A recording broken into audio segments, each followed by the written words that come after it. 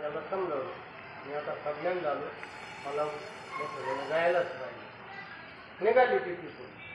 पण ज्यावेळेस सरसामध्ये बसले मग भूत गवळणी येडा घातला असं. आता काय दाखवल्या शिव्या दाखवल्या काय दिल्या त्याच्या वेगळ्या त्या पद्धतीने ते घेऊन आले. अक्रूर म्हणजे फक्त नामाच्या जोरावरच घेऊन आले. नाम मंत्राच्या जोरावर म्हणजे हा. त्याच्यानंतर मग अशा पद्धतीने ते घेऊन आले. म्हणजे नामाची इतकी ताकद आहे. नाम मंत्र हा बेंबीतूनच बाहेर पडला पाहिजे. आपल्या तोंडातूनच कायम थोडीशी ते अंगवळणीच राहिलं पाहिजे त्या नामाचं. तेवढी ताकद असते. आता आपण वारी करू चालतो ना, पाऊला गणित आपले पाऊल पडला तर त्याचा यज्ञ तयार होतो. नामाचा आणि पावलाचा यज्ञ तयार होतो. तो थेट मोक्षामध्ये नव्हतो त्या नामाच्या साक्षीमुळे. युग 3 झाले.